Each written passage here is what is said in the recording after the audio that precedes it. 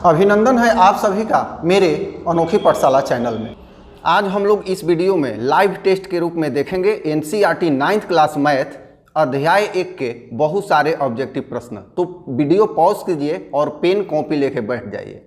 पहला प्रश्न है, निम्नलिखित में से कौन अपरिमेय संख्या है। पहला प्रश्न आप ध्यान से पढ़ लीजिए। विकल्प 1 है 9√9, विकल्प बी है 61,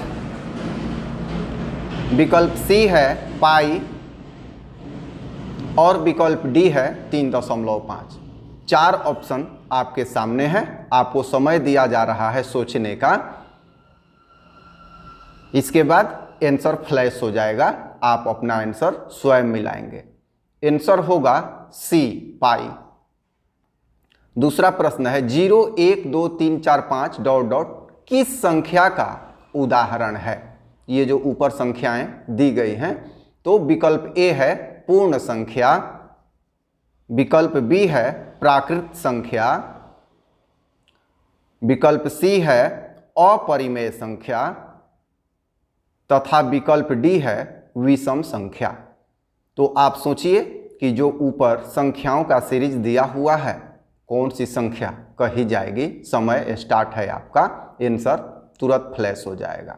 तो इसका आंसर होगा ए पूर्ण संख्या, क्योंकि पूर्ण संख्या 0 से प्रारंभ होती है। तीसरा प्रश्न, √5 निम्नलिखित में से कौन सी संख्या है। विकल्प ए है आपका पूर्ण संख्या, विकल्प बी दिया गया है प्राकृत संख्या, विकल्प सी दिया जा रहा है अपरिमेय संख्या और विकल्प डी में है विषम संख्या। समय आपका प्रारंभ है, आप स्वयं से सोचिए और बताइए। ये आज 9th क्लास का पहला लाइव टेस्ट हो रहा है। आंसर होगा उत्तर सी अपरिमेय संख्या। चौथा प्रश्न, एक परिमेय तथा एक अपरिमेय संख्या का योगफल कौन सी संख्या होती है। विकल्प ए है अपरिमेय संख्या, विकल्प बी है प्राकृत संख्या, विकल्प सी है परिमेय संख्या तथा विकल्प डी है विषम संख्या। क्वेश्चन यही है कि परिमेय संख्या जोड़ अपरिमेय संख्या मिलकर कौन सी संख्या बनाती है। समय प्रारंभ है आपका, आप अपना उत्तर कॉपी पे लिखिए और मिलाइए। उत्तर है ए अपरिमेय संख्या। छठा नंबर प्रश्न, प्रत्येक वास्तविक संख्या परिमेय संख्या होती है। ये एक कथन दिया जा रहा है आपके सामने, आपको बताना है। ऑप्शन ए है कथन सत्य है, बी है कथन असत्य है, सी है सत्य और असत्य दोनों है और विकल्प डी है इनमें से कोई नहीं। तो आपको बताना है कि जो वास्तविक संख्या होती है, प्रत्येक वास्तविक संख्या परिमेय संख्या होती है, सही है अथवा गलत है। तो उत्तर होगा बी कथन असत्य है। अब अगला प्रश्न, प्राकृत संख्या प्रारंभ होती है। प्राकृत संख्या प्रारंभ होती है, किससे प्रारंभ होती है ये आपको बतलाना है। ऑप्शन ए है 0 से, विकल्प बी है 1 से, विकल्प सी है 10 से और विकल्प डी है 0.1 से। आप सोचिए कि प्राकृत संख्या किसे कहते हैं और उस प्राकृत संख्या का पहला सदस्य कौन होता है, वही इसका आंसर होगा।